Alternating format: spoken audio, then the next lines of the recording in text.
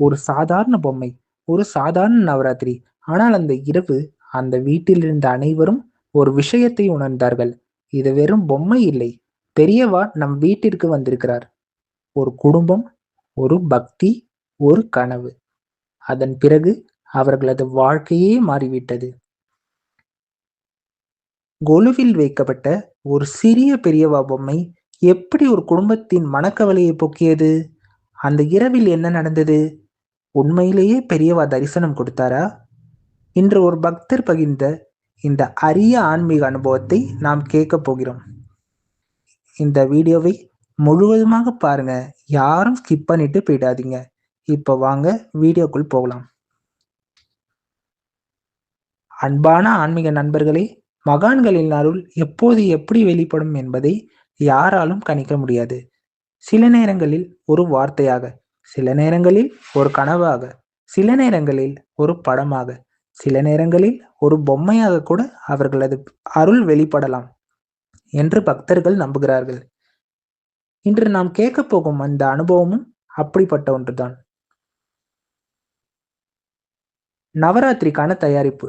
சென்னையில் ஒரு பக்தி மிகுந்த குடும்பம். அவர்களுடைய வீட்டில் வருடந்தோறும் நவராத்திரி குழு வைப்பது ஒரு பெரிய திருவிழா. 9 நாட்களும் வீடு முழுவதும் பக்தி நிறைந்திருக்கும். காலை சுப்பிரபாதம், மாலை தீபம், சுண்டல் பிரசாதம், கொலுவை பார்க்க வரும் உறவினர்கள், இவை அனைத்தும் அந்த வீட்டின் வழக்கம். ஒரு சிறிய ஆசை. அந்த வருடம் குடும்பத் தலைவரின் மனதில் ஒரு ஆசை தோன்றியது. இந்த வருடம் நம் கொலுவில் பெரியவா பொம்மை இருக்க வேண்டும். அவர் பல இடங்களில் தேடினார், கிடைக்கவில்லை. நாட்கள் சென்றன.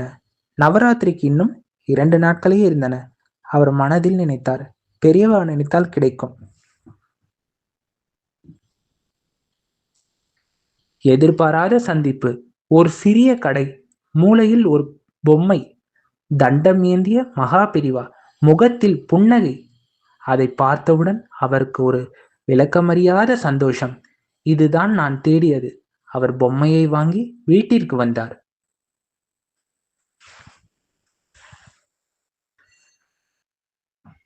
கொலு ஆரம்பம்.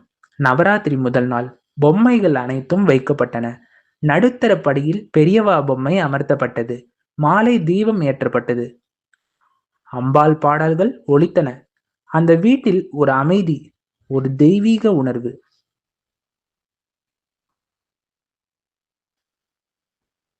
பாட்டிக்கு கிடைத்த அனுபவம். அன்று இரவு வீட்டில் அனைவரும் தூங்கிவிட்டனர். வயதான பாட்டி தண்ணீர் குடிக்க எழுந்தார். பூஜை அறையை கடந்த சென்றபோது கொலுவில் ஒரு ஒளி தெரிந்தது. அவர் நின்றார்.